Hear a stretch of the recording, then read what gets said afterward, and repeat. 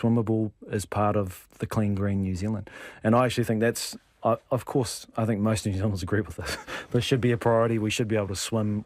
Even I can remember streams I could swim in when I was a kid and can't now. And so I think there isn't really a price you can fix on this. It should be done, and it should have been done, and we need to get it right. But it can't be, again, it can't be a quick fix because we can't afford it. It's like the motorway barriers in the road. Yeah, exactly. It needs to be rolled out in a sustainable way.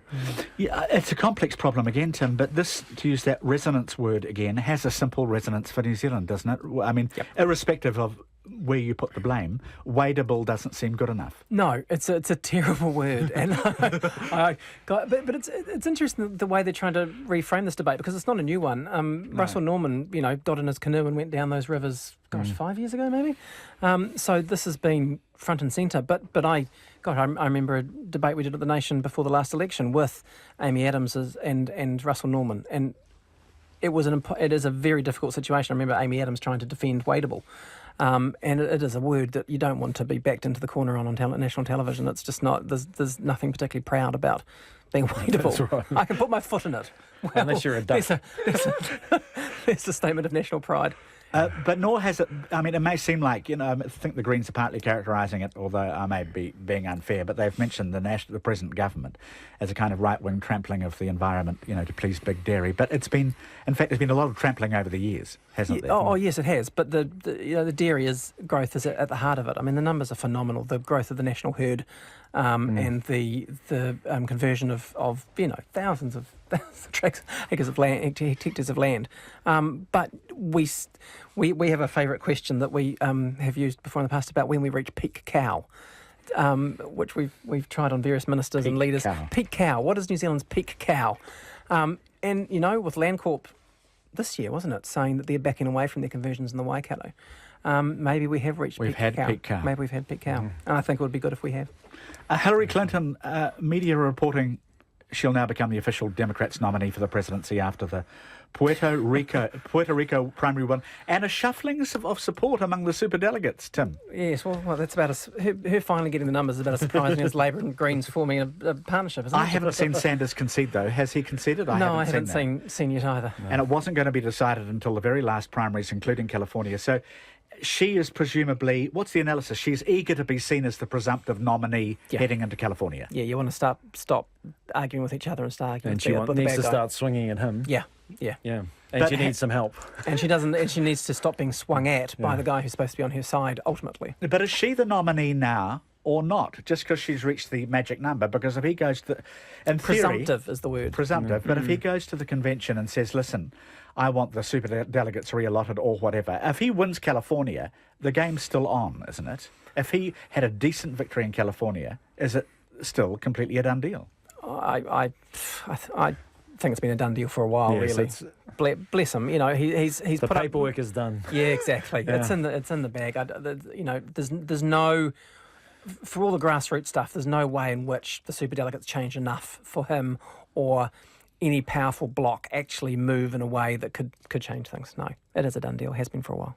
All right, very well. I'll accept your word on that. And it will be Trump versus Clinton, and they have both huge weaknesses as candidates. Very much so. And it's going to be going to be a very unedifying spectacle. It's almost week by week in terms of who's ahead in the polls, isn't it? I mean, he is doing very badly because of Trump University currently. Yeah. The mood would be against him.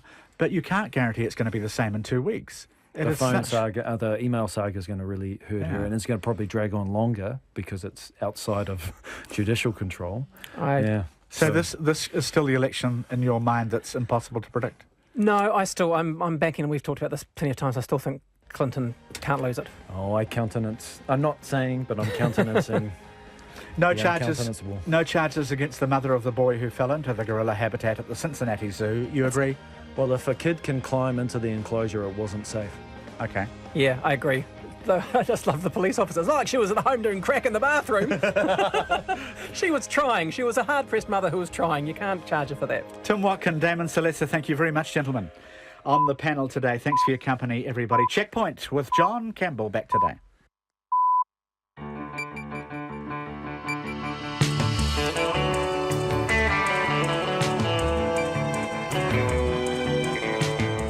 Kia ora everyone, welcome to Checkpoint on RNZ National. I'm John Campbell on behalf of the Checkpoint team. Thank you for joining us.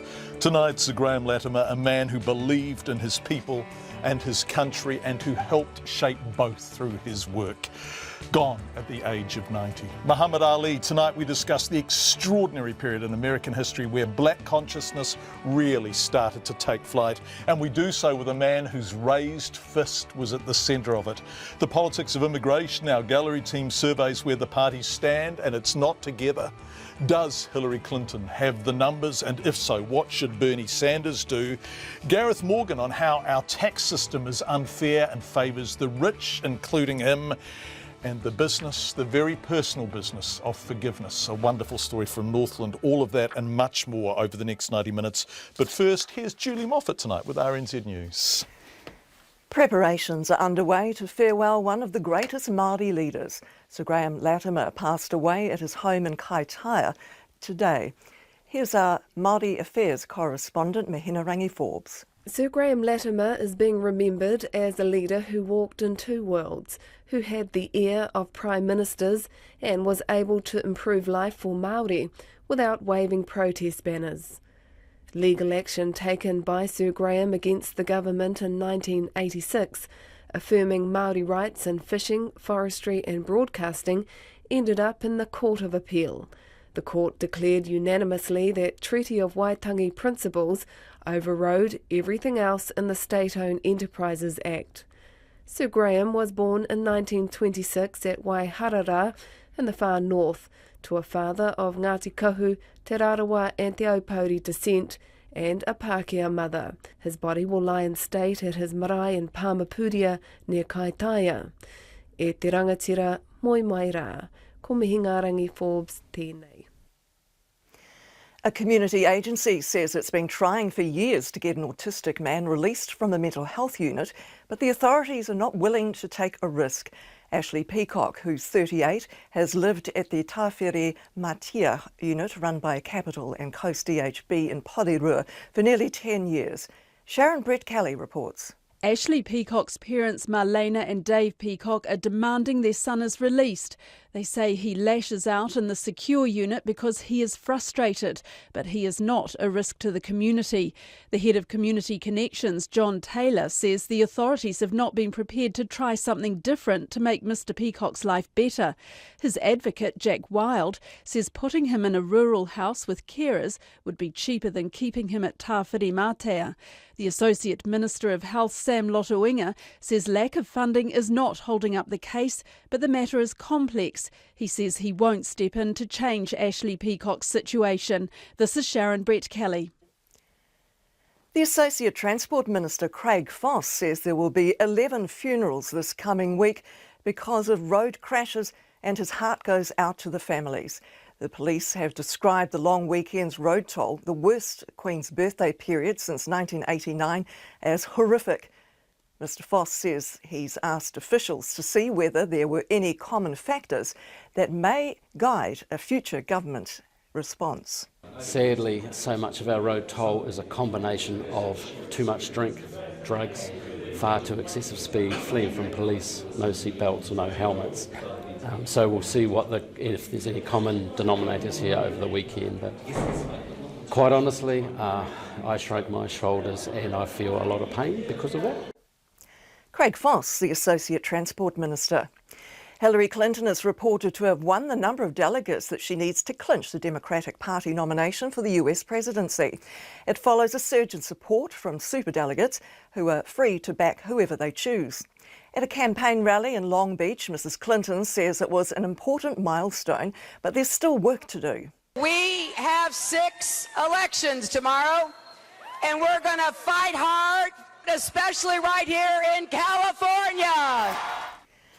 Hillary Clinton analysts say Bernie Sanders supporters see the announcement as evidence that the system's rigged, while Mrs Clinton's team worry that the announcement will suppress voter turnout for the big primaries tomorrow, particularly in California. The Prime Minister John Key is dismissing a call by Labour to restrict work visas as the economy starts to slow down.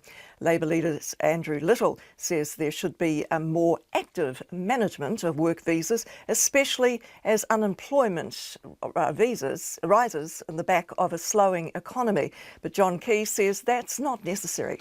On the skills category, we have a New Zealand first policy. We always try and employ New Zealanders first. But these are people that, for instance, are coming in part of the rebuild, are important in terms of our agricultural sector. So, it's much harder actually to get into New Zealand than people think. It's just that we have a growing economy and a skills demand.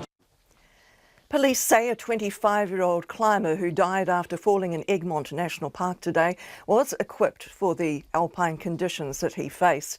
They say that the man fell while climbing with a male companion near Shark's Tooth, close to the summit of Mount Taranaki. His climbing companion suffered minor injuries and was taken to Taranaki Base Hospital. The National New Zealand Chief Executive Hilary Paul has resigned just after 3 years on the job. Paul was charged with developing Netball New Zealand's strategic path, including the new domestic competition starting next season in place of the Trans-Tasman tournament of the last 8 years. She decided to resign in March this year. I just felt we had set the strategic agenda and made some of the basic changes in terms of the sporting system and really strengthened the team here at Netball New Zealand. Meanwhile, the Northern Mystics head coach Debbie Fuller says she won't reapply for her job when her contract expires at the end of the season. Fuller has been involved in the franchise since 2009, starting out as an assistant before stepping into the head coach role in 2011. The Mystics have won just 2 of their 10 games this season. All Blacks lock Sam Whitelock and halfback Tawera Kurbalo are unlikely to play in Saturday's test against Wales at Eden Park. Whitelock is recovering from a hamstring injury, while Kurbalo is on the mend after breaking his hand during the Super Rugby competition. All Blacks assistant coach Ian Foster says both are progressing ahead of time but are unlikely to play in the first of the 3 tests. And former All Whites football coach Ricky Herbert has been sacked as coach of the Maldives national team. Under Herbert's reign, the Maldives won just 7 of their 19 international matches. That's news. Welcome home. They've moved from cow sheds, lean-tos, buses and condemned housing to 105 square metre fully refurbished homes. The kids are happy, they've got their own beds. Friendly overtures. I would expect Greens would be represented in a future Labour-led government and cabinet. Welcome words. Have you heard that before? No, I haven't, but Labour and the Greens obviously both are fighting really hard to be in the next government, and we also know that neither of us can govern without the other. First with the news, Susie Ferguson and Guyan Espiner, Morning Report, weekdays from 6. Then on 9 to noon, interviews on the top stories of the day. And after 10, speleologist Francesco Soro, who discovered the world's oldest cave system in the South American Tepuis, the site of Sir Arthur Conan Doyle's Lost World. Join me, Catherine Ryan, on 9 to noon after Morning Report on RNZ National. And now the short forecast from Net Service until midnight Wednesday. Northland and Coromandel mostly cloudy with isolated showers, rain and northeast gales developing in Northland tomorrow. For Auckland, often cloudy with 1 or 2 light showers north of Orewa. The Bay of Plenty and Taupo, cloud increasing this evening and patchy drizzle developing overnight. For Gisborne, cloudy with isolated drizzle this evening, increasing fine breaks tomorrow. Hawke's Bay and Wairarapa, cloudy north of Masterton today, otherwise fine. Waikato to Wellington, also Marlborough, Canterbury, Otago and Southland, fine high cloud increasing tomorrow. Nelson and Buller, mainly fine today, cloud increasing tomorrow with patchy drizzle at night. Westland and Fiordland, fine today and at first tomorrow. Rain with some heavy falls developing about Fiordland tomorrow afternoon and gradually spreading north later. In the Chatham Islands, mostly cloudy. It's 5:09. You're listening to Checkpoint. Thank you very much indeed, Julie. Kua hinge te tōtara I te wā nui a tānei, o kauri, as we'll hear in a moment. Kua hinge he rangatira, miharo rawa atu o Ngāti Kahu. The famous lament and a special addition to it from MP Marama Davidson. Yes, Sir Graham Latimer has died today in Northland. He loved that land and its people, and he died at home in Kaitaia. Sir Graham was essentially influential Māori leader, a man who walked in two worlds, who was instrumental in resolving grievances and who fought for the betterment of his people. This report from our Māori Issues correspondent, Mihinarangi Forbes. When a Māori leader passes, we often say, kua hinga te tihi tōtara, or a tōtara has fallen. But former Cabinet Minister and friend Shane Jones says today the North has lost a mighty kauri. Graham Latimer was born in 1926 at Waiharara in the far north, into a poor family of 6 children. His father was of Ngāti Kahu, Te Rarawa and Te Aupōuri iwi, and his mother was Pākehā. He believed strongly that Māori needed to become economically independent, but he was criticised by some younger Māori activists for being too conservative. One of those activists, Honi Harawira, says he came to realise that Sir Graham was able to make gains for Māori in a different way. He says, you know, over the years, I've watched you young men in action, and whenever you guys used to get up to trouble, it was always something that created a national stir. What used to happen was, every time you'd cause trouble, the Prime Minister used to ring me up, and he'd invite me to his office. And I used to say to the Prime Minister, I don't agree with what those boys are doing, but they make a point. And I think that if you were to make these adjustments, it might help. Well, I'm concerned because I haven't had any calls from the Prime Minister in a while. So get out there and cause more trouble. Like many of his contemporaries, Sir Graham, while not forgetting his Māori heritage, deliberately followed a Pākehā way of life. In the 1950s, he found himself immersed in Māori affairs when he was elected iwi spokesperson for Ngāti Whātua and was singled out by elders as a potential leader in policy and strategy. In an interview with RNZ, Sir Graham talked about being chosen as a leader. The people were determined that I was going to be there, and you've got no idea the force that is behind you. You can't back away. You can't step sideways. There's no way that you can say, oh hell, I'm going to duck out of this. He enlisted in the Territorial Army, then in the New Zealand Army when he was old enough. He married Emily Moore and they had 5 children. Lady Emily passed away last year. Sir Graham was the president of the Māori Council for more than 40 years. Shane Jones says that long-term work is what he'll be remembered for. Let no person be mistaken, Sir Graham Latimer led the charge through a mix of pragmatism, native cunning and powerful leadership in relation to plonking treaty claims right in the middle of the court system and using pragmatism to advance the interests of all New Zealand. I doubt it would be whether we would be quite the place we are today had it not been for Sir Graham Latimer and his leadership of the New Zealand Māori Council successfully taking on various governments since the 1970s. Graham Latimer was knighted for his services to the Māori people in 1980. One of the biggest challenges came in 1986 when the State-Owned Enterprises Act raised the issue of whether Crown land and other assets could be sold without taking into account Māori rights under the Treaty of Waitangi. Sir Graham led the legal action, which ended with the Court of Appeal affirming Māori rights in fishing, forestry and broadcasting. The court declared unanimously that the principles of the treaty overrode everything else in the Act. Here's Sir Graham talking about the elevation of the Treaty of Waitangi to a position of constitutional importance. Getting the Treaty of Waitangi recognised in legislation and in the legal system of this country is probably the greatest breakthrough that Māoridom has made. The courts that followed are hugely important, but those courts could never have taken place if the groundwork hadn't been put into place in the first place.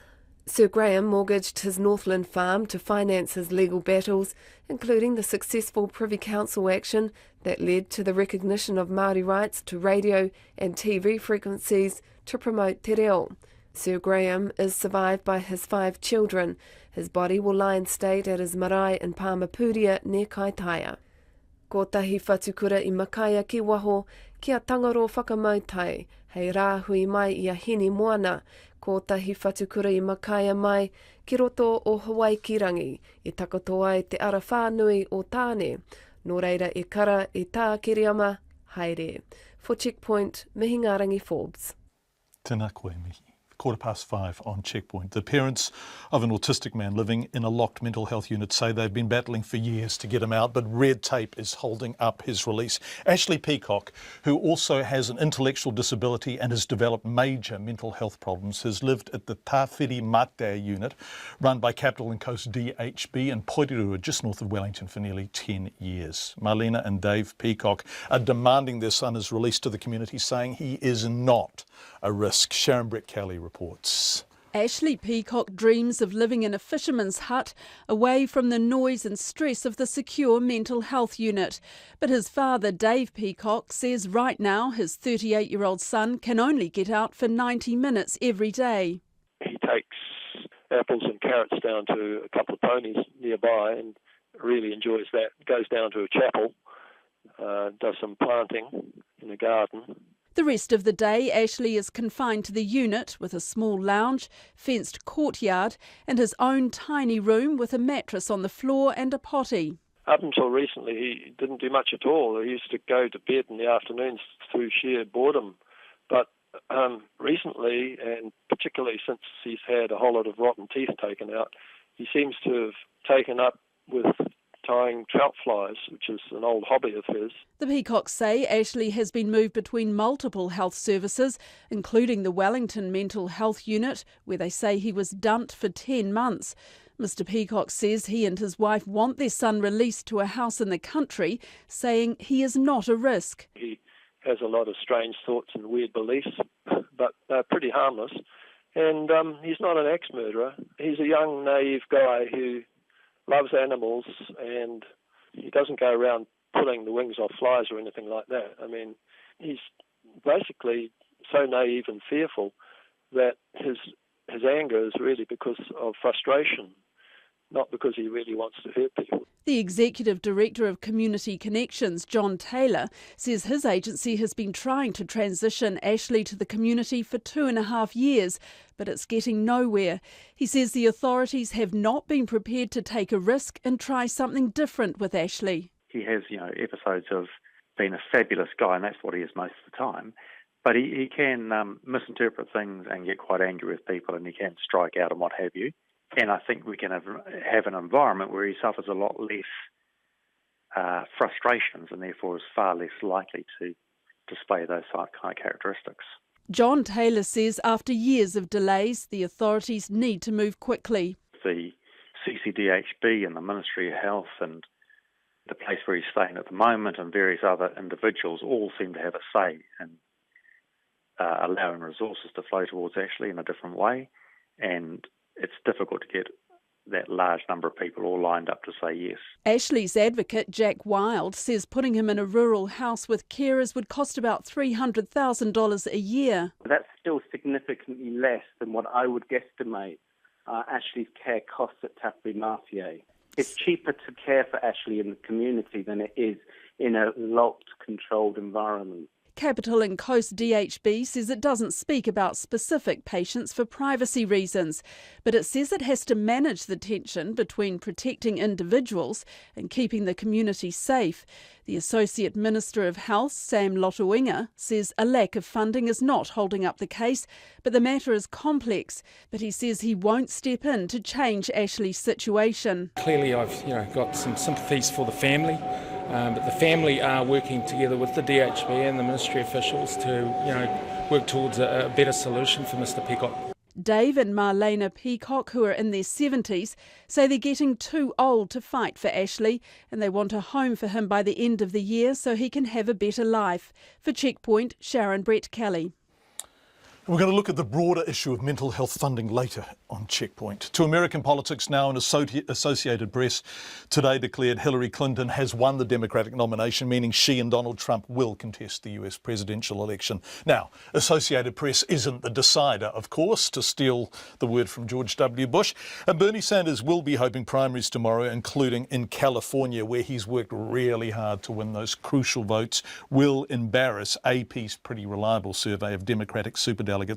I asked our Washington correspondent Simon Marks if he thinks the nomination is Mrs. Clinton's now.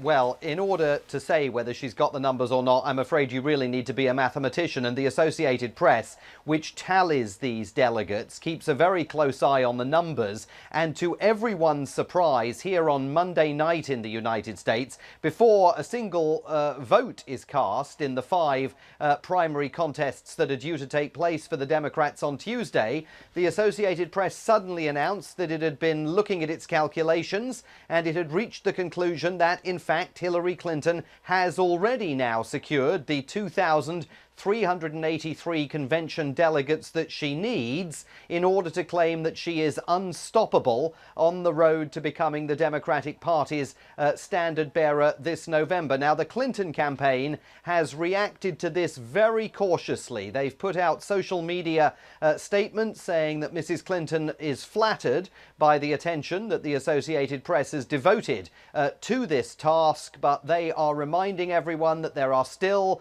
primary contests that will begin when dawn breaks here in the United States on Tuesday. They want to make sure that everybody goes to vote, despite this claim by the Associated Press that she has already put it away.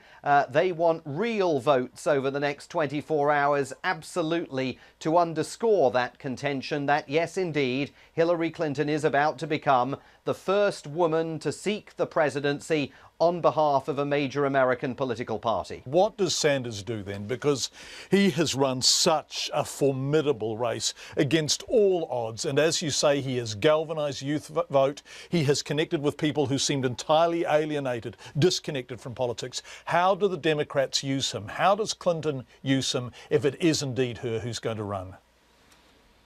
Well, I think first of all, there's the issue of what does Bernie Sanders do? And I think the answer to that is probably that he tries to extract as much influence as possible in the remaining hours or days of his campaign. That could be trying to secure guarantees from Hillary Clinton that he'll play a role in her cabinet or be the chairman of a powerful committee in the United States Senate should she indeed become US president. It could also mean that he gets a prominent speaking role at the Democratic Party's convention and gets to give further voice in prime time across the United States to his view that income inequality and the need to correct it should be absolutely central to the role that any future government in the United States plays. But Hillary Clinton's got to be very careful here. Just as Donald Trump has faced difficulties coalescing the Republican Party around his candidacy, and difficulties that over the last couple of days have begun to seem almost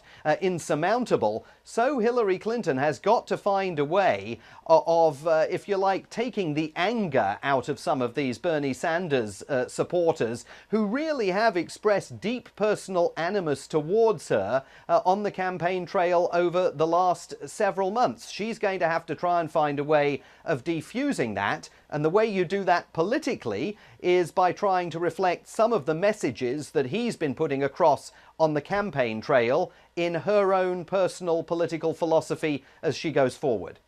Simon Marks joining us from Washington. CNN, who will have hated being scooped by AP, has just reported its own delegate count has also confirmed Hillary Clinton has secured the Democratic nomination. Big day tomorrow, though, and we will cover those primaries.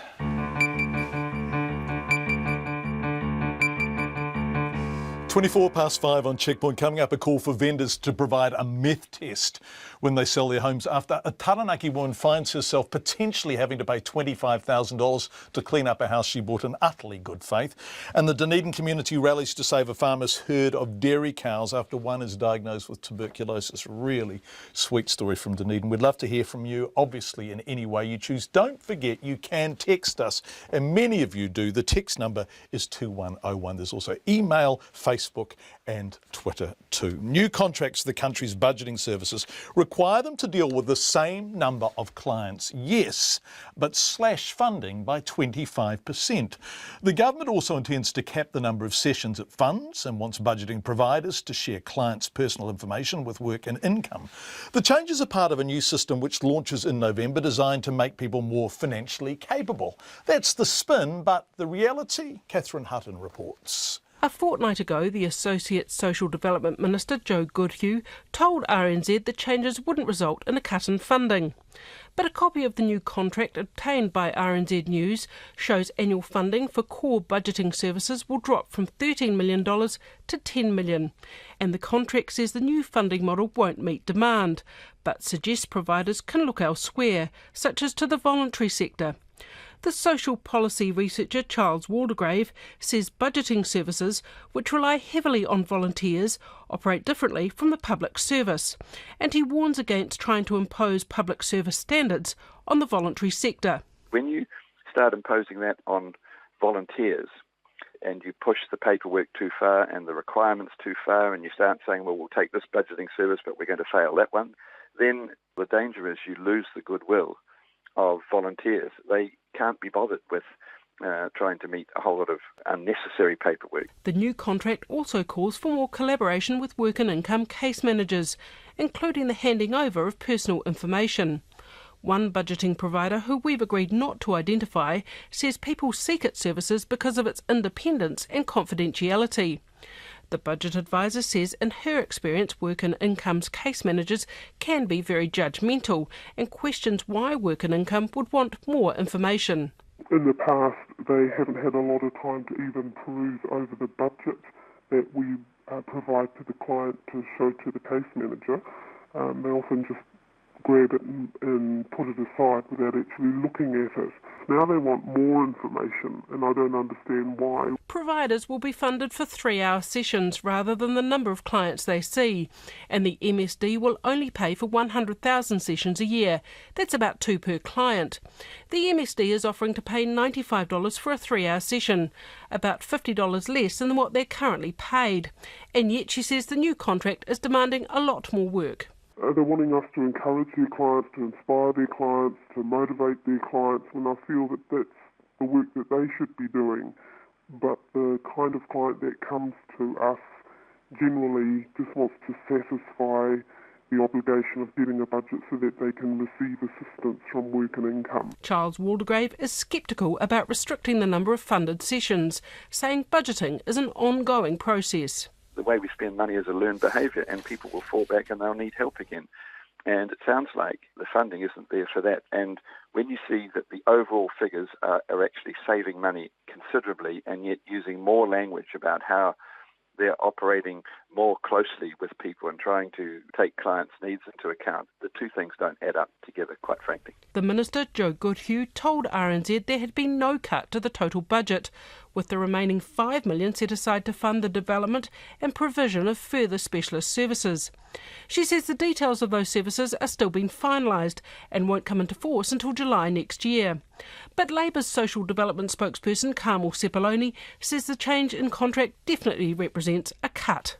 It's a reduction of about $3 million to the frontline services and more money going into what seems to be backroom administration. So, that seems to be at odds with the government's rhetoric, which has been about trying to put more money into frontline services. Providers must apply by the end of the month for a new contract. For Checkpoint, Catherine Hutton. There is a larger issue here, but it begins with a Taranaki woman's Facebook video about her predicament. It's gone viral after she unknowingly purchased an apartment which has since been found to be contaminated with methamphetamine. Kerry-Ann Hopkins admits she did not get a building report before she purchased the property for $180,000 last October, but says she was never told by the agent or her lawyer to get a meth test. When she went to sell it last month, the prospective buyers did get a meth test and it tested positive. Kerry-Ann wants vendors to pay $159 for a basic meth test when they sell or rent out their homes. That's vendors. She told me she only found out her house was contaminated when she got a call from her lawyer saying the buyers were pulling out of the deal. I was in shock because they absolutely loved the house. They'd come back for a couple of viewings. They'd got a limb report. They'd got a builder's report. So all of those came back fine. They were happy with it. So I said that there must have been something wrong with the meth report, and it came back positive with a reading of 5.9, which is well above the Ministry of Health safe level to be living in. And okay, so you had no idea whatsoever that was the case. When you bought the place and when you went to sell the place, you had no knowledge of its history. No knowledge at all. I've got a tiny bit of knowledge now because I've started researching, of course, since this all started happening. So I, immediately I rang the people who were buying the property off me, and she was really worried. So she had actually divulged all the information to my solicitor. She said it had come back with a reading of 5.9. The place that Better Inspect that did the inspection, they actually come and took 8 swabs, but they put them all in one jar. That's what you get for $159. They put them all in one jar, so they can't actually pinpoint where the meth in the house is. So from there, I rang Better Inspect, and the gentleman I dealt with there was really good. He told me what the next process was. The next process is for me to call EnviroCheck, which I did. And I now have to have every single room swabbed, and then they're all going to individual jars. They go away to the lab, so they'll be able to pinpoint exactly where the meth is. But that check was going to cost me anything up to $2,000. I mean, that's really pissed me off because I don't have that kind of money. I've had to cash in savings to be able to pay for that. I'm lucky EnviroCheck have sent me an invoice to say they're only going to charge me $1,500. But if it comes back positive, I am then going to get a bill for between $5,000 and $25,000 to decontaminate my house. And the other option is you put it on the market as a former meth house and sell it for virtually nothing. Well, I don't know that. I mean, I just don't think it's. I mean, if I can't get it clean, it is worth virtually nothing. That's the reality. And this is everything I have. My mum and dad used to own the Bottom Pub in Inglewood. They made all their money out of owning hotels. This is my share of what, both my parents have passed and I got left enough money to buy myself a property and to do it up and hopefully sell it on and make, I was only making $10,000. I wasn't making a lot of money, but that's a lot of money to me. The thing is, Kerry-Ann, the thing is, I guess, there's that phrase caveat emptor. But who does meth checks? Well, the people who were buying it off you did them, but did you ever think about looking to see whether your house had been a P-lab or a place where meth was smoked frequently? No. And I mean, I'm not stupid. I'm a business student. I'm not stupid. It just did not cross my mind, because I mean, all I was trying to do is find a home, and it's really hard to find a cheaper home in New Plymouth because there aren't anything. You cannot get anything under $200K in New Plymouth. So I was just sort of trying to get myself a home. I had been told that because these were Lockwoods, they were really well built in the 80s, so I didn't really worry about builders' reports. I mean, I just didn't have the money to pay the $500 or $600 for a builder's report. But so in terms of the cost, in terms of the responsibility, the buck stops entirely with you. What is the real estate agent who sold you this place, which is potentially going to cost you a lot of money, what is he or she saying to you? Greg Hull from TFC Realty in New Plymouth is saying to me that he's going to contact his lawyer and get back to me. So I can't get it clean. I'm stuck in this house, eh? And on that video, and I've got a little special needs grandson. He's 4.5 years old. He's got so many health problems. I mean, we're lucky he's still alive. But he spends every Wednesday I have him. And I can no longer have him in this house because it's contaminated. And some landlord that rang me up said, oh, you must have been aware that it was contaminated. I mean, do they really think that I'm going to have my little special needs grandson who has so much wrong with him anyway in a house that's contaminated? I mean, that's just stupid. So, Kerry-Ann, what has to happen? Because your real estate agent seems to not want to assume any responsibility, although that may be to prejudge him because you're waiting to hear back from him. Yeah, I am waiting to hear back from him. Okay, so let's assume the best. Let's assume that he's going to come back and try and work out some kind of response with you that is agreeable to you. But in the meantime, I guess the message is everyone in New Zealand who's going to buy a house has to do a P-test first. Is that what you're beginning to conclude?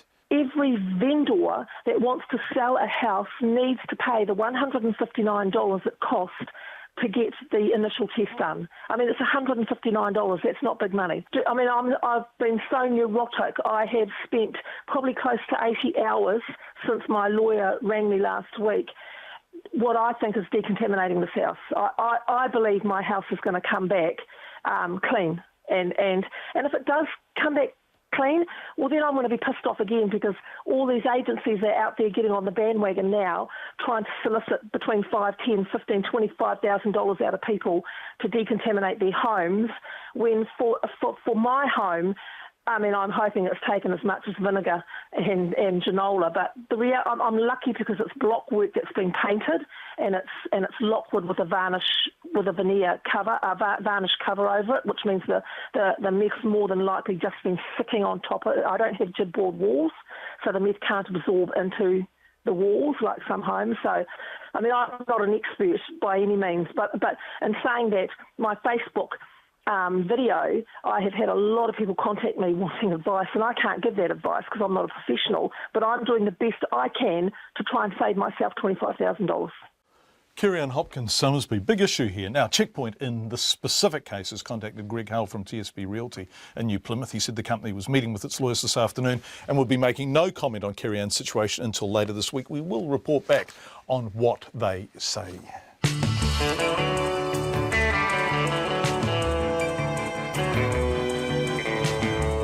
Coming up on Checkpoint, the sister of a pregnant woman killed by an American tourist driving on the wrong side of the road in Northland forgives him and tells him to move on with his life. Remarkable story, this. And Gareth Morgan says our tax system is unfair. Rich people like him are the beneficiaries of that, and it has to change. Plus, the government says it's doing its best to respond to growing pressure on mental health services. Known as On That Side of Me, but Julie Moffat has the headlines on this side of me. The long-serving Māori leader, Sir Graham Latimer, has died aged 90. Sir Graham was president of the New Zealand Māori Council for more than 40 years. He led the council when it successfully claimed Māori legal rights for fishing, forestry and broadcasting in the 1980s. As a long-time Māori vice president of the National Party, he wanted Māori and Pākehā to work together and believed the court cases that he had enabled the races to talk more freely to each other. A community agency says it's been trying for years to get an autistic man released from a mental health unit. Ashley Peacock, who is 38, has lived at the unit run in Porirua for nearly 10 years. His parents are demanding their son is released, saying he's not a risk to the community. Community Connection says the different authorities all need to agree and move quickly on a resolution for Mr Peacock.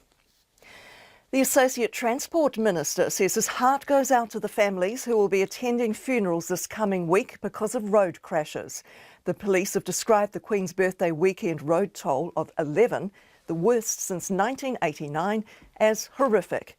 Craig Foss says he's asked officials to see whether there are any common factors that may guide a future government response.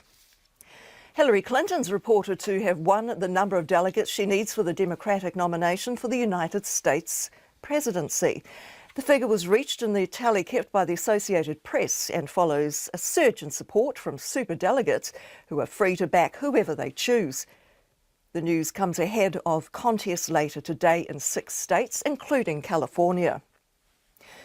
A major clean-up operation is underway in Australia after storms and heavy rain battered the country's eastern seaboard over the weekend.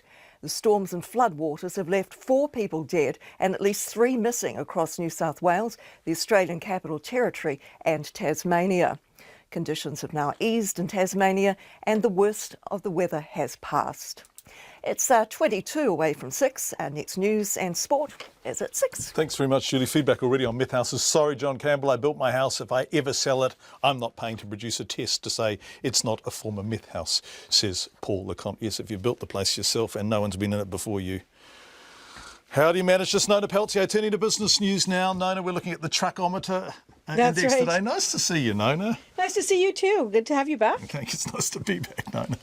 Right, what is the truckometer index? Well, the truckometer index is actually a measure of traffic, vehicle traffic that moves freight. So heavy traffic and then light traffic. How do they know? Well, I guess the number of tires on the vehicle. You know, the big trucks have more tires than the little trucks. So we're talking about utes versus, you know, vehicles such as like, big semi.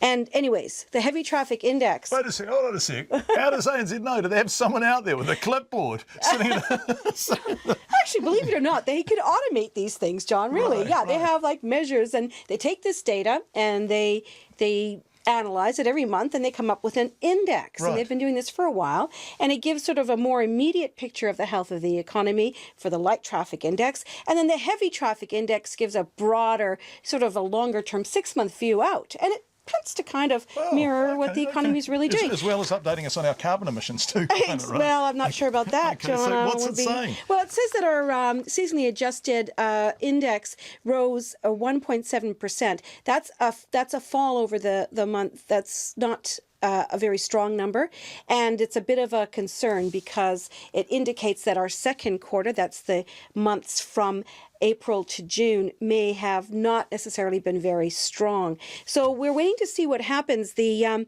light traffic index, which is more immediate, also was weak, 1.3%. So, it's sort of a funny kind of a number because we still have June to go. We don't know really how the quarter is going to perform. So it could be a bit of a blip, or it could be that the economy is slowing down, just taking that accelerator up a little bit. Wow, the ANZ trachometer telling us that. It's extraordinary. What happened on the markets, Nona? Well, we notched a 13-point gain on the NZX Top 50 Index, which was great because we were, just a little bit in the red there most of the day, but popped up a bit at the end to 7,037. The New Zealand dollar had been in a narrow range, but again, just at the end of trading there was a bit of movement because the Reserve Bank of Australia decided to hold their interest rates, which was really expected, but nevertheless, that saw the New Zealand dollar dip a little bit against the Australian, and the US dollar, it rose slightly, but not as much as the Australian, which really popped up there as a result of that. Nona Peltier, thank you very much indeed. Business News with our Auckland business reporter, Nona Peltier. 19 minutes to 6. The long weekend saw the worst Queen's birthday road toll since 1989. 11 people died in motor accidents compared to 5 for the same period last year. And the people left to cope with that, families devastated by sudden loss, no chance to even say goodbye. Well, in April, that happened to Leash King. Her sister Kylie-Ann Rakic and her friend Virginia Keogh were killed in Northland by an American tourist who was driving on the wrong side of the road. Ms. Rakic was 8 months pregnant at the time with a daughter she'd already named Harper. Her 5-year-old daughter was a backseat passenger and survived. The driver was Thomas Springer, an American tourist who has a brain tumour. He took part in a restorative justice meeting with Leash and her family. He escaped a prison sentence, was disqualified from driving for 18 months in order to pay reparation to the families of $24,000. The family who have lost so much have now forgiven the man responsible. Leash King told me about meeting him at their restorative justice hui. We all went around, told him who we were and how we felt and that. And then he got up and said what he wanted to say, how sorry he was, and just watching him break down all the time was pretty hard. It's a big thing, isn't it, to forgive somebody? Yeah. We know it was an accident, but it was such a terrible accident, and it was an avoidable accident. He was on the wrong side of the road. Was your initial inclination to forgive him, or were you angry at first? At first I was angry, and then I remembered how my sister was. She was never an angry person. She never hated anybody.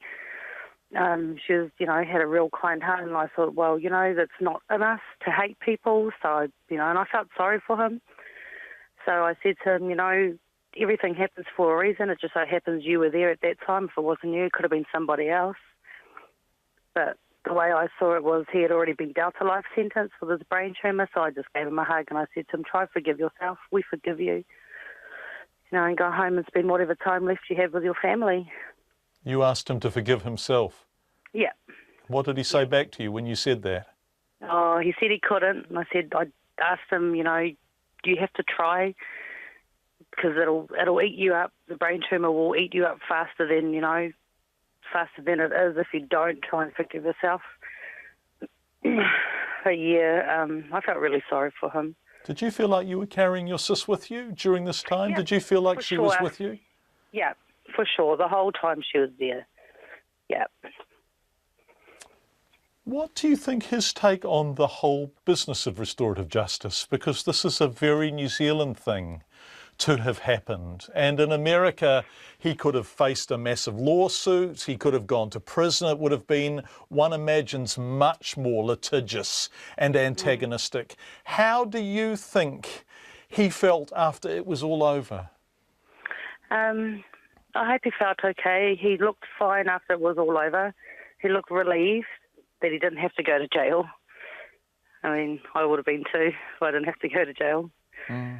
But yeah, I'm not. I didn't get to see him after the court. I wanted to. I wanted to go and see him and give him another hug, because I gave him a hug at the restorative justice meeting. Leash, you know what?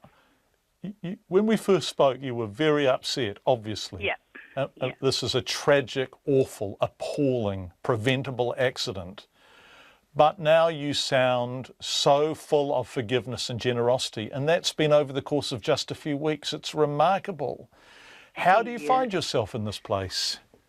I don't know. I'm a lot happier. I know, I couldn't carry on hating him. I've got a 5-year-old, my 5-year-old niece now I have to look after, and I can't live my life in hate, with hate in my heart, and try and bring up a 5-year-old.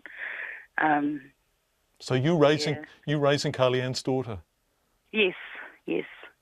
And how's she going? She's okay. She's doing good. She's at school. She likes going to school, so I keep trying to keep her home with me for the day. I'm like, do you want to stay home? She's like, no, I want to go to school. So, I bet you're doing a brilliant job of being her mum. What would you like to see? So. Oh, no, listen to you. I bet you are. What would you like to see happen now? Because what we have is somebody who has come to New Zealand on a magic holiday, who is, creating jobs. Tourists create jobs by being here, but he has also killed 2 people and an unborn baby by driving on the wrong side of the road. How do we get the balancing act right to not put people off coming to New Zealand, but preventing accidents like these? I hope that our system will change in some ways where, devices are installed in rental car company cars that, beep if they're going off the side of the road, or beep if they're going on the wrong side of the road. It's just sad. It's really hard, eh? Have you started a petition, Leash? Yes, I did. Yeah, I did. And what are you calling for in that petition? Something to change, some changes. Like I said, the device installed in cars, or even just a refresher driving course, before they set out on their journeys on our roads. Something more formal to remind people. Because the problem is, particularly in the far north, is you often end up on empty roads, don't you? And it's very easy when there's no traffic around you to kind of slip back into what you do at home and end up on the wrong side of the road, which is exactly what happened here. Yeah, for sure. Not only that, we have our road sign system is shocking. You've got a lot of signage coming north. You've got nothing going south. So, things like that need to be addressed. The roads, signage, before you actually get to that intersection that you're doing 70, that's got to change. It's got to be lower than that before you get there. Particularly in tourism-heavy areas, right? Areas where people... And actually, in this case, a not particularly big drive from Auckland Airport. So it's possible to fly into the country, get in a rental car and be there within 3 or 4 hours. That was one of the things that sort of got to me, how he did a 13-hour flight, got here on the 29th and crashed on the 30th. They should have been made to sleep before they get a car, or, something has got to change. Leash King speaking on behalf of her family about her sister and the way she died. The government maintains it's doing its best to respond to growing pressure on mental health services as new figures show a massive crisis in referrals at many hospitals, a huge increase. Data released by the Auckland DHB shows more than 100% increase over 4 years, while most other DHBs also show a big jump. But the Ministry of Health is still battling away calls for an independent inquiry, despite some mental health providers saying the very way people are treated needs to change. Max Toll has been looking at this. RNZ News asked the Ministry if the mental health system is working, and they said maybe not. In a statement, it says there's been an increased recognition of mental health issues, and it's working to meet a rising demand, while a $300 million funding boost since 2008 is also helping.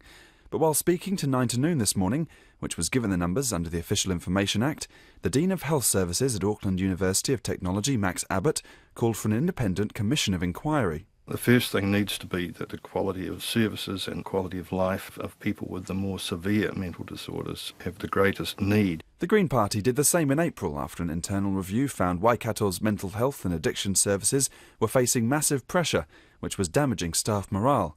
We did ask the Ministry if an inquiry is necessary, but they didn't answer. A mental health worker in Auckland and a member of the Public Service Association, Andy Colwell, says many in the sector are struggling to cope. There's not enough staff, there's insufficient psychiatrists cover, equipment is not up to standard, the number of calls are unmanageable. Staff are working both paid and unpaid overtime to complete the work. Travel time is onerous. They don't believe that it has improved patient care. But just why are the numbers going up? A mental health researcher at Canterbury University, Julia Ruckledge, says the increasing rate is frightening. She says traditional treatment methods, not just in New Zealand but the entire Western world, aren't working. The way we've been addressing mental health challenges is our frontline form of treatment is currently medications. And if you've got an increasing number of people being referred and the stats show an increasing number of people are being put on medications, we have to stop and wonder whether or not that's the best frontline form of treatment for individuals with mental health issues. Jim Burdett ran a private mental health provider for 18 years and says peer support might be one area to focus on. He says he suffered from a mental illness and being around others in similar situations helped him enormously. It's dependent on the person providing the support having had the experience themselves. In other words, they're walking the journey with the person they're supporting, and it's a journey they've already walked themselves. Mr. Burdett suggests an increase in referrals could be down to migration or housing pressure, particularly in Auckland, while Julia Ruckledge points to poverty, or in Canterbury, the earthquakes. But neither could definitively say why. Dr. Ruckledge says that's work the DHBs could be doing. For Checkpoint, Max Toll. More than 30,000 tickets will be distributed to the public for 2 memorials in Muhammad Ali's hometown of Louisville, Kentucky later this week. Mourners who can't get tickets will be able to watch a funeral procession that will drive Ali's body through the town along a boulevard bearing his name to the Cave Hill Cemetery. Ali and his family had planned his funeral for a decade. Family spokesman Bob Gunnell today announced actor Will Smith would be among the pallbearers. So the pallbearers will be Will Smith, the actor who portrayed Ali in the movie Ali, and a close family friend. John Grady, Muhammad Ali's cousin. Iban Ali, Muhammad Ali's nephew. Kawami Ali, Muhammad's former brother-in-law. Jerry Ellis, brother of Jimmy Ellis. Jimmy was Muhammad's former sparring partner and former heavyweight champion of the world.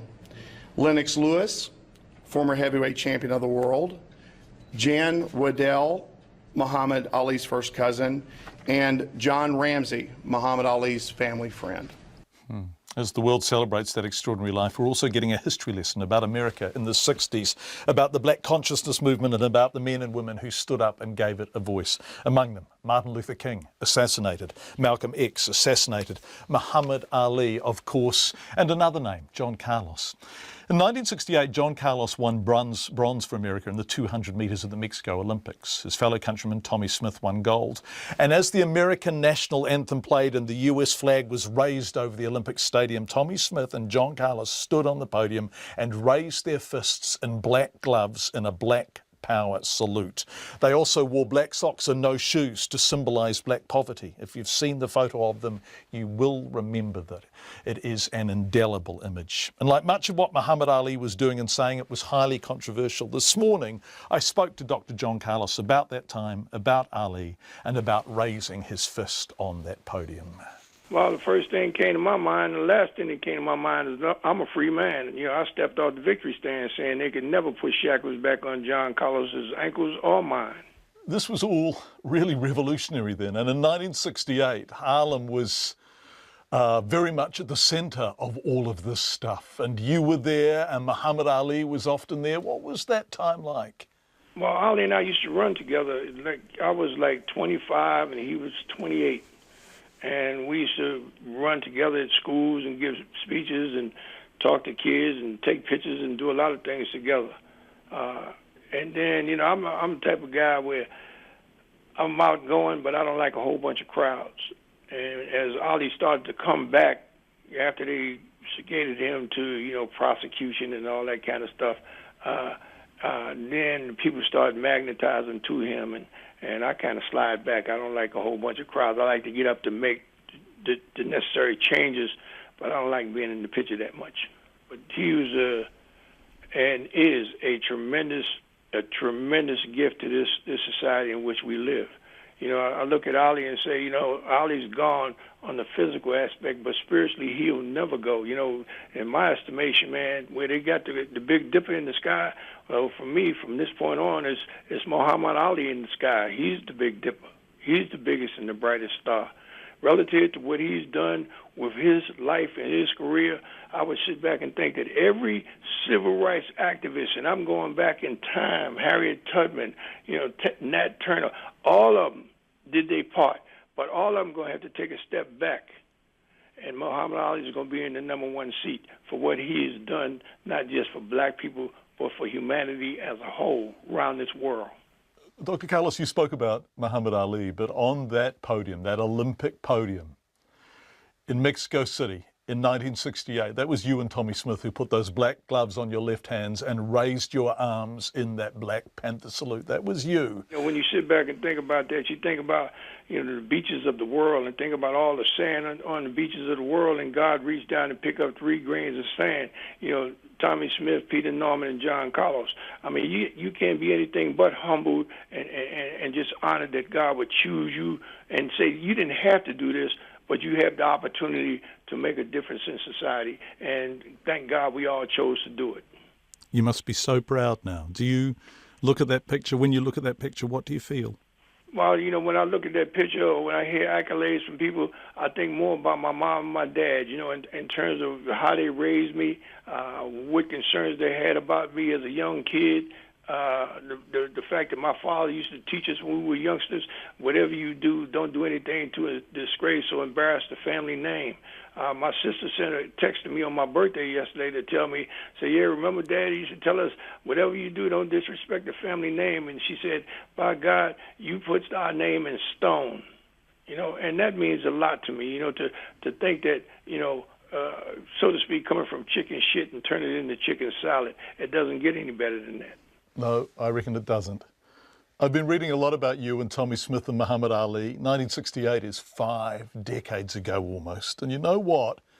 A lot of it is still pretty revolutionary now and brave too. 6 months before you did that at the Olympics, Martin Luther King had been assassinated. Before that, Malcolm X had been assassinated. Muhammad Ali was facing jail, of course, for refusing to fight in Vietnam.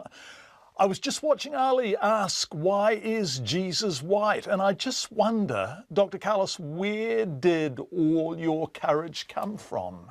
Well, I'm going to tell you, you said, why is Jesus white? Well, you sit back and you look at it and say, Jesus was the one that propelled individuals to do these things. You remember, there's always man-made icons and then there's God-given icons. If you sit back and you say, well, think about Grace Kelly. Grace Kelly was a man-made icon, but Harriet Tubman was a God-given icon. So it's not about having courage. You're born to do the job that you're doing. Muhammad Ali was born to come here and do what he did. John Carlos was born to come here and do what he did. And, for you to sit back and think about Muhammad Ali and John Carlos both, I think I can go so far as to say we were, very how could I say, illiterate when we were youngsters coming up. We couldn't read the whole 9 yards. But we realized the mission that we had in front of us, then we started to tighten up our game in terms of learning how to read, learning how to articulate, learning how to deal and motivate people through these crowds. This is what propelled Ali to the greatness that he was. It wasn't about the fact that he couldn't spell in his early life or I couldn't spell in my early life. It's about what you did in your life. A lot of people are concerned, so-and-so was born this day. And then at the end of their time, so-and-so, Muhammad died this day. The date that Muhammad was born is irrelevant.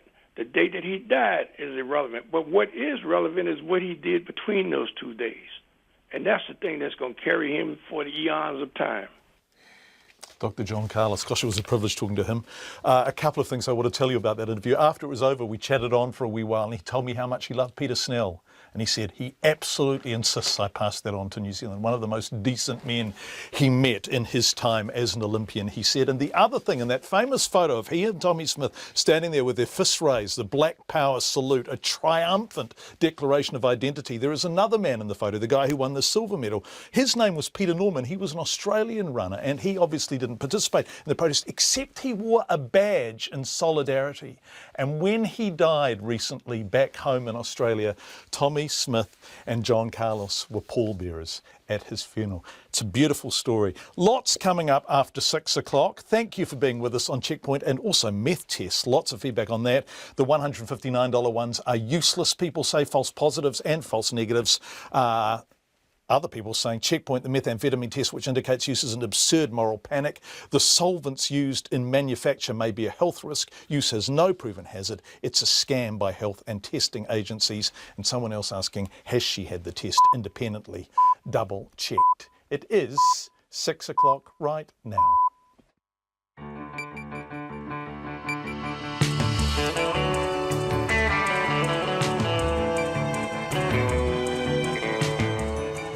Kia ora everyone, you are with Checkpoint on RNZ National. Lovely to have you with us. Thank you for being there. Coming up in the next half hour, should New Zealand restrict work visas as the economy slows down? Gareth Morgan on a new tax that he's happy to pay, and rough sleep has hit a record high in Auckland. But first, the RNZ News with Julie Moffat. The long-serving Māori leader, Sir Graham Latimer, has died at the age of 90. Sir Graham was the president of the New Zealand Māori Council for more than 40 years. He led the council when it took legal action to successfully claim Māori rights for fishing, forestry and broadcasting in the 1980s.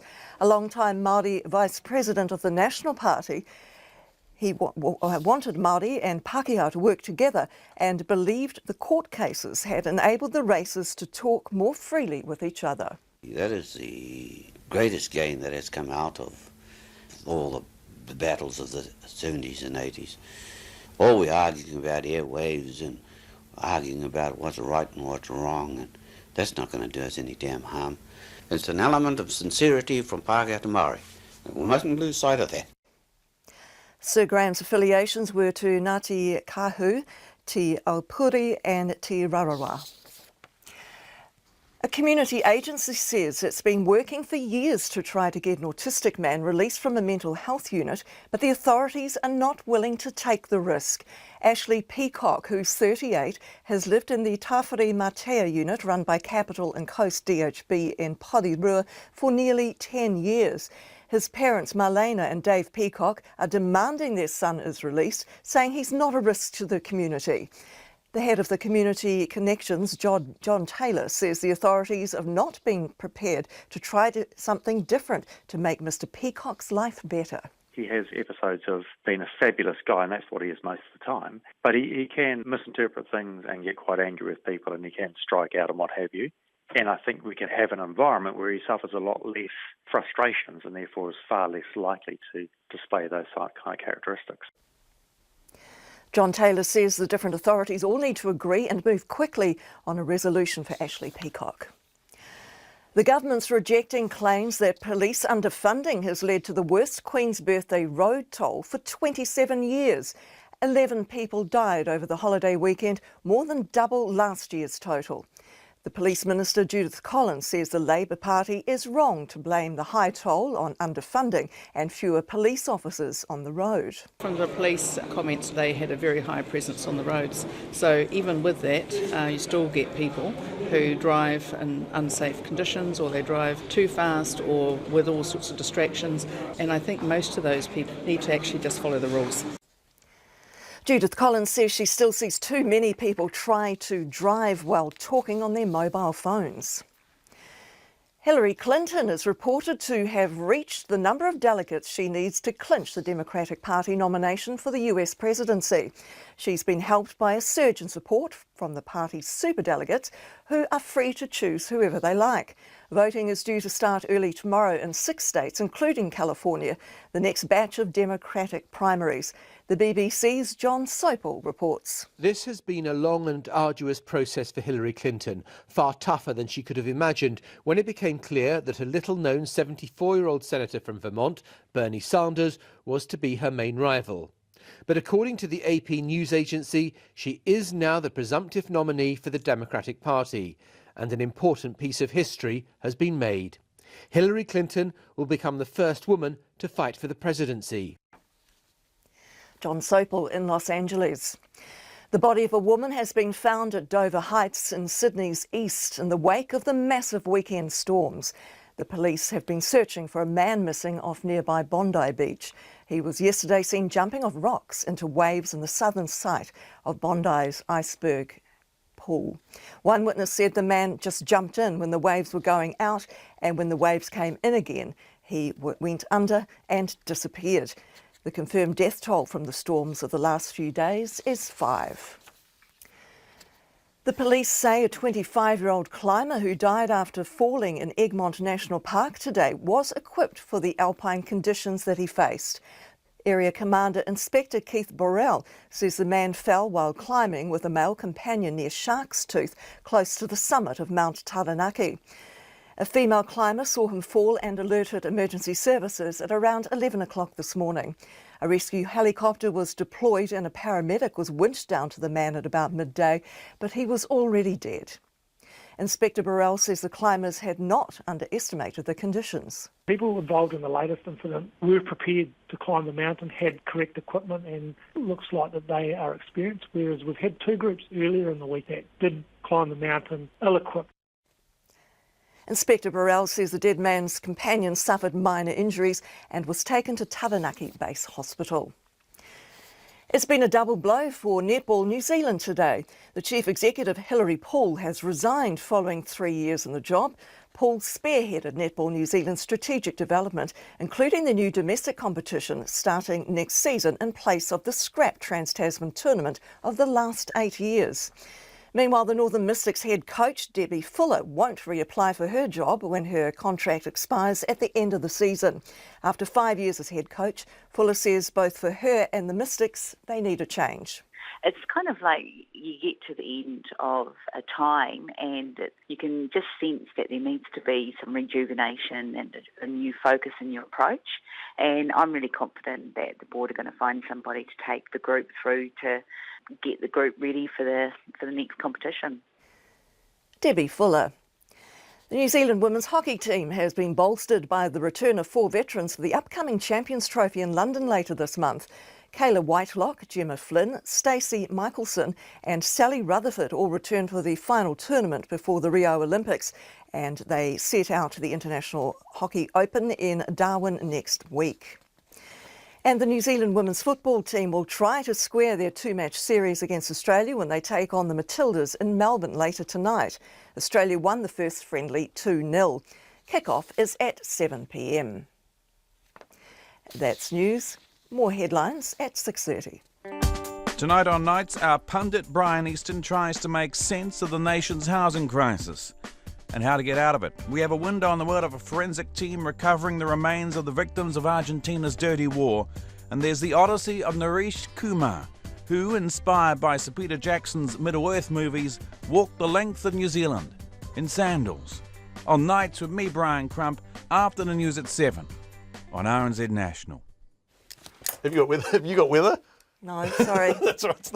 Let's just make it up. It'll be cold in some places. Most places, I would think. Pretty wet. Wet in Fiordland. A bit fine in Southland. Is it? Yeah, cloudy in the Chathams, I do remember that. Yeah, well, it's always cloudy in the Chathams, with all due respect to the Chathams. And it's usually wet in Fiordland and often wet in Auckland. And we apologise to everyone else in between. We will, however, have an excellent weather report at 7 o'clock if you're hanging on to find out what the weather's like, or you can go to our website or the Met Service website. But we do apologise, it's utterly remiss of us. Julie Moffat. It's not your fault. Right, 8 minutes past 6. The Prime Minister John Campbell is dismissing a call by Labor to restrict work visas as the economy starts to slow down. In last financial year, just over 186,000 people were granted work visas, almost 16,000 more than the year before. The issue is back in the spotlight after New Zealand First Leader Winston Peters said at the weekend that immigration numbers should be slashed to between 7,000 and 15,000 a year to ease pressure on infrastructure. Here's our Deputy Political Editor, Chris Bramwell. Labor's leader Andrew Little says there's no question that high levels of immigration have propped up the economy. But that has put pressure on, certainly on the workforce, and we know now from the reports that both Treasury and MB have produced is that there are real issues now about the impact of immigration, particularly in kind of semi-skilled occupations. The Finance Minister, Bill English, says the economy is not too reliant on immigration. He says the forecasts in the budget were based on an assumption that immigration is going to drop off quite quickly. So it's currently probably peaked about now at around 69,000, 70,000, and Treasury assume that it'll drop to 12,000, which is the long run average, and they assume it'll drop from 70,000 to 12,000 over 3 years. Now most people would say that looks like a pretty rapid drop. So the growth over the next 4 or 5 years is not dependent on migration staying high. Andrew Little says because the economy is slowing and unemployment is rising, it's time to restrict the number of work visas. What I do support is an active management of our immigration needs, particularly where it comes to those coming here to work. We are entitled to look at our conditions here when our economy is slowing, when unemployment is rising. I think a balanced approach tells us that we need to manage our immigration needs accordingly. The Green Party co-leader James Shaw says it's important to review immigration numbers annually and make changes based on the findings. What we want to do here is have a very calm and rational conversation about it. We do think that immigration needs to be managed more effectively because obviously virtually everybody ends up in Auckland when we should be sending more people to the regions and managing that flow more effectively. The Prime Minister John Campbell says there's no need to restrict the number of work visas being issued. On the skills category, we have a New Zealand first policy. We always try and employ New Zealanders first. But these are people that, for instance, are coming in part of the rebuild, are important in terms of our agricultural sector. So, it's much harder actually to get into New Zealand than people think. It's just that we have a growing economy and a skills demand. Meanwhile, ministers are meeting in the next few weeks to consider how many immigrants will be granted residence visas over the next 2 years. From Parliament for Checkpoint, Chris Bramwell. Let's stick with politics as debates and discussions continue over what the government might do with upcoming surpluses, whether this might include tax cuts and what the appropriate response to the housing crisis and housing unaffordability is. Gareth Morgan has today suggested a reinvention of the way we collect tax and what we collect it on. The Morgan Foundation has released a report called New Zealand Income Tax Unfair and Favours the Rich. It says making a fairer system requires closing tax loopholes that benefit the rich, and that requires, and I quote, slaying some sacred cows and disrupting long-held privileges bestowed upon a capital-owning elite. Gareth Morgan includes himself in that category. The solution, according to Dr. Morgan, is the introduction of a comprehensive capital income tax.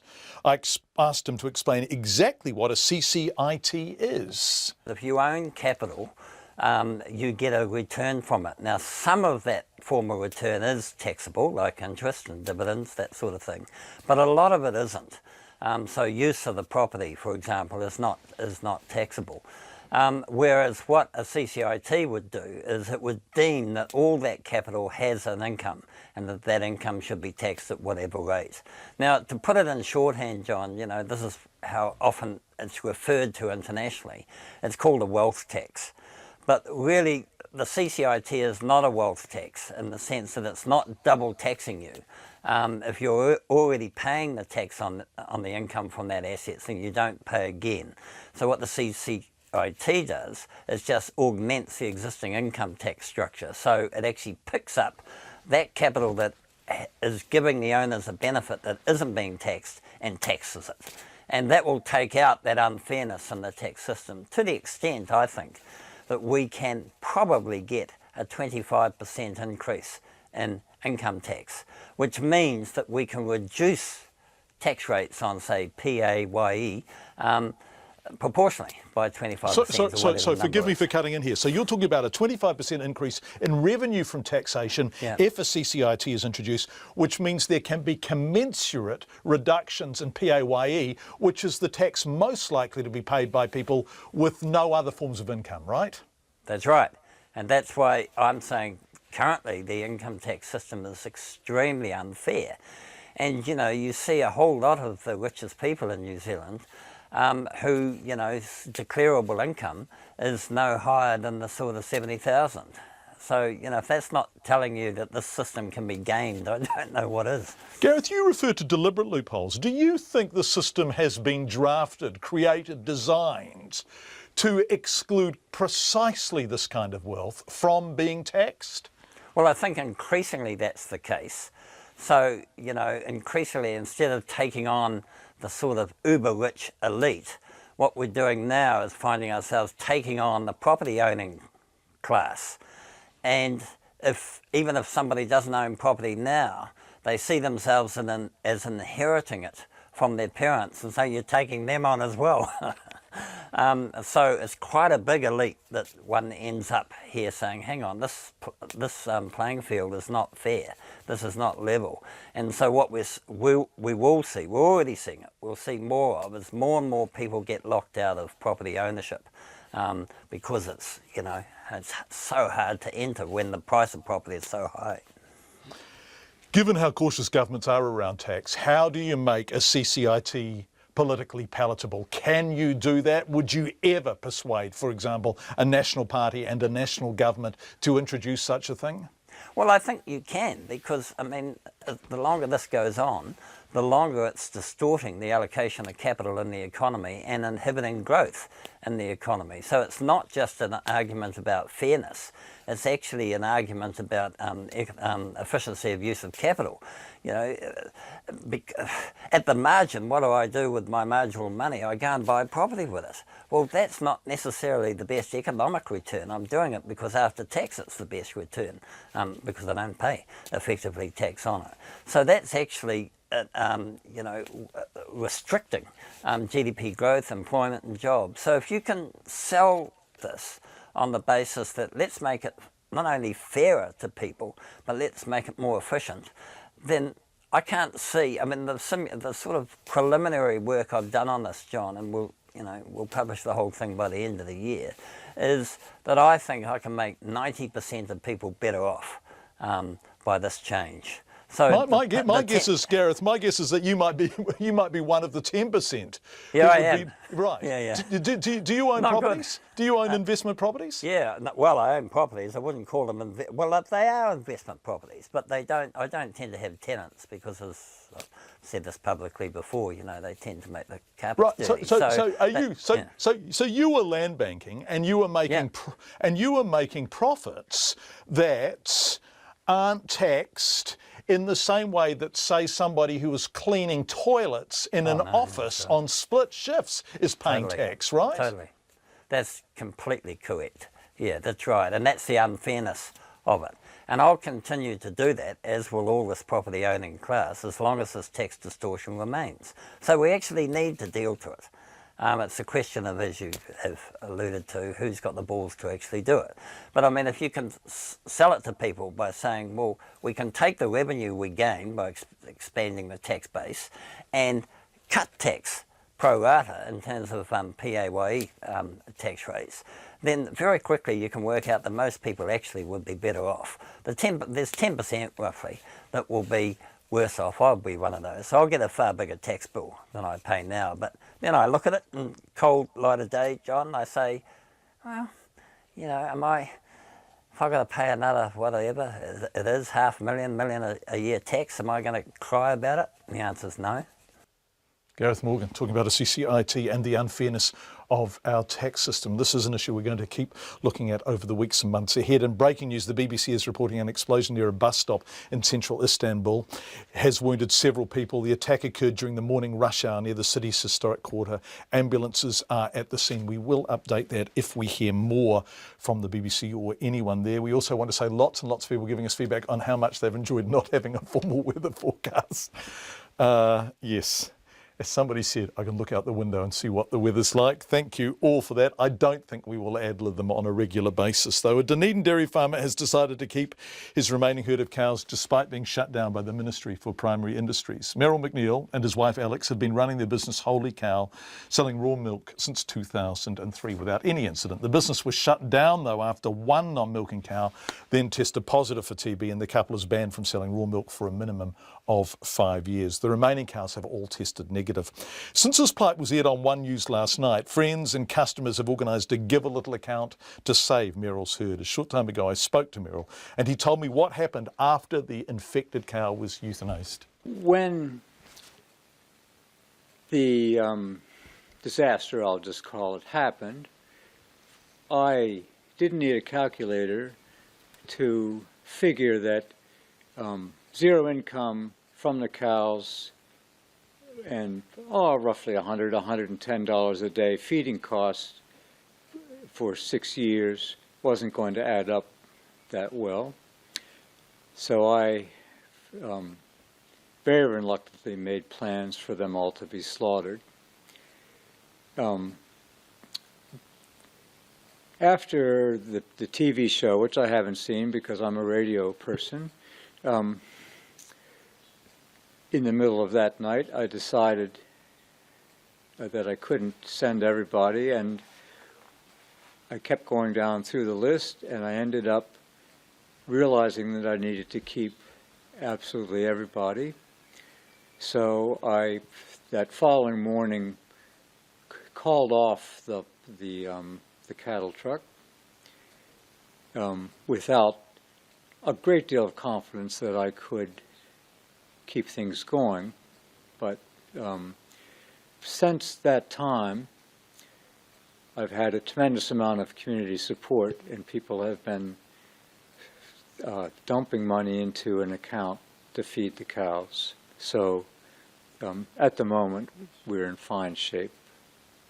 Merrill, sorry to interrupt, but you said you had a list. You said you wrote out a list. So when you wrote out the list, did you you list these cows by name? Do they all have names, these cows? And what are they called? They all have names. I have, each cow has their individual stall they come into to be fed and milked. Over that stall is a name plate.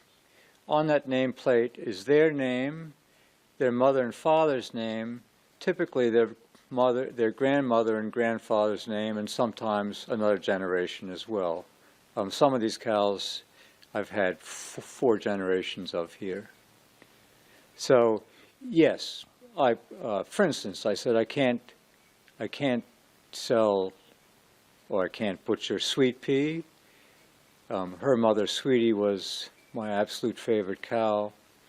And then Sweet Pea's daughter, Snow Pea, I'd given to my granddaughter, so I can't send her, and I went up and down the list. So that's how the list worked.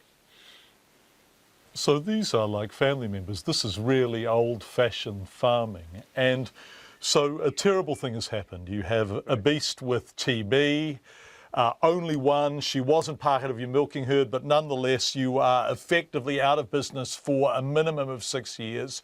But do you think the community is going to save you, Merrill? Oh, not for 6 years. There's always a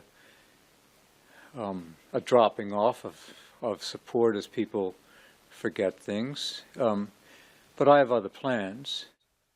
Merrill McNeil, we're going to keep an eye on him and his other plans and his cows. 22 minutes past 6 as politicians discuss homelessness in Auckland and the idea of encouraging people to leave Auckland to live elsewhere. We're increasingly hearing stories that elsewhere doesn't really want them, or doesn't have the jobs and housing to support them, or is so expensive that the problem isn't being addressed, it's simply being transferred. Today we hear that from Nelson. Their middle-income families, as well as those on low incomes, of course, are struggling to make ends meet. Local agencies from the Nelson Food Bank to the Salvation Army are reporting increasing cases of hardship among a wider range of families. And local schools are also noticing the consequences. Here's our Nelson reporter, Tracy Neal. Can I please have a cold That's the sound of students lining up for free breakfast at Stoke School. With the help of sponsorship and a league of volunteers, the school runs the Daily Breakfast Club, where up to 70 students get their first meal of the day. It's been a social hub for 12-year-old Alexis. Me and my friend, we always came to Breakfast Club in the morning and we had toast and Milo, and we went back to class, and it was really nice because he normally has to leave early so he didn't get breakfast, which was good for him. School principal Pete Mitchener is known for taking a personal interest in his students' lives. He says the youngster's situation is increasingly typical. Jack came to school just last week late and he was limping and he didn't have any shoes on. I just inquired about how he was and he said, I'm a bit sore, and I said, why are you sore? And he said, because I slept on the freezer last night. Rising house prices have changed the school's decile rating from 2 to decile 4, resulting in the loss of $50,000 off its operating grant. But the needs of its children haven't necessarily changed. The Principal Dental Officer for the Nelson Marlborough District Health Board, Rob Beaglehole, says he can map poverty through a child's teeth. He used to think the biggest risk factor for tooth decay was sugar, but he now realises it's poverty. The number one reason children are admitted to New Zealand hospitals is actually to have their teeth taken out under general anaesthetic. It's not uncommon for us to be taking out teeth from kids as young as 18 months, still in nappies. Dr Beaglehole says general anaesthetic costs $4,000, and last year the Nelson Marlborough DHB treated 250 children. Now that's an extremely expensive way of the DHB treating tooth decay. That's the equivalent of approximately $1 million. Author and filmmaker Brian Bruce says poverty has become increasingly invisible. He says welfare queues were once a measure, but electronic banking has removed them from sight. And you had a visible measure of how well our community was doing or how badly it was doing. We have got no idea about who these people are. Mr Bruce says globalisation has made the stuff people don't need really cheap, but put the essentials out of reach. You know, you can actually wear something that looks quite good, but buy it for $5 at the warehouse. What the global economy has done, it has made the stuff we really need, our houses and our food, really expensive. Mr Bruce says many good people are doing great things, but plenty more are feeling powerless. Back at Stoke School, Mr Mitchener says 5 families have moved from the area in the last term alone. What's been surprising for me is that 3 of those families have moved due to domestic violence. As I said, one of the families have moved because of the rising cost of rent, and the other family was the children were taken out of the family's care. Mr Mitchener spends hours each week attending family group conferences and says what's needed now is a social connector, someone with knowledge of the real needs of families and of the agencies which can help. Meanwhile, in Auckland, the City Mission is placing homelessness at an all-time high, having just released its latest count of rough sleepers. On a single night in May, it found 177 people sleeping on the streets within 3 kilometres of the Sky Tower. More than 50 others who usually sleep rough were also counted sleeping in hospitals or at temporary shelters. The City Missioner, Chris Farrell, he's the new City Missioner, says it's the first time the total number has topped 200. We're shocked and we're very deeply saddened. For a number of reasons, these are people who, most of whom, do not choose to be on the streets. I think the very sad thing about this year's stats is the number of women, the significant increase in women who are sleeping on the streets. So the numbers of men, or the proportion of men, have actually dropped, and the women now, a quarter of those sleeping on the streets are women. And so there's been a change in that as well. So yes, we are. But it's only reinforcing what we're seeing on a daily basis through the other services that the mission provides. That shows that we've got a real crisis in our city at the moment. Why are these people ending up having to sleep on the streets? Core reasons are complex. Why does a person move to the streets? It's not just one particular reason. There's violence, there's breakdown in relationships, evictions, leaving prison, foster runaways, mental health is another issue, alcohol and drug addiction. So these are all triggers, but then what at the end of the day is there is no home or no place for these people. So you have these triggers, multiple reasons, but it all points to one place. There is no place for these people then to be accommodated. We don't have short-term emergency housing available in Auckland. That's Chris Farrell. He's the Auckland City Missioner. He says the account represents the tip of the iceberg of homelessness. Now, the figures they were looking at, just 3k radius from the Sky Tower, so very, very central CBD Auckland, 177 people sleeping on the streets within that radius, and more than 50 others who usually sleep rough are also counted sleeping in hospitals or at temporary shelters. So that's 220 people sleeping rough right in downtown Auckland. Now, we didn't do the forecast before, but we can tell you that it is very, very cold in Auckland this time of year. Obviously not nearly as cold as it is in the deep south, for example, but this is no place to sleep rough, and they are big numbers, and this is a story we're going to keep looking at. That is Checkpoint for this evening. I would give you feedback at the top, but I've just killed my rundown in a vain attempt to try and find the weather that we didn't give you at 6 o'clock. That is Checkpoint for this evening. Thank you for joining us on your radio, your television, online, or however you chose to join with us today.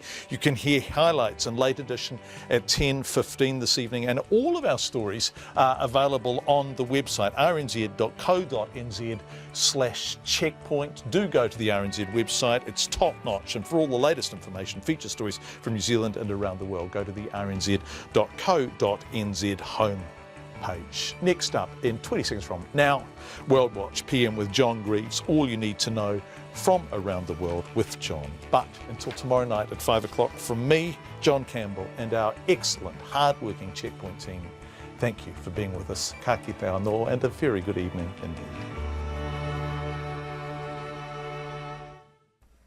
RNZ News headlines at 6:30. The government maintains it's doing its best to respond to growing pressure on mental health services. One of the most influential Māori leaders of the past century, Sir Graham Latimer, has died. A community agency says the authorities are not willing to take a risk on releasing an autistic man from a mental health unit. New contracts for budgeting services will require them to manage the same number of clients with 25% less funding. And a woman's body's been found in the sea during the search for a man missing off Bondi Beach in Sydney. Our next news and weather at 7.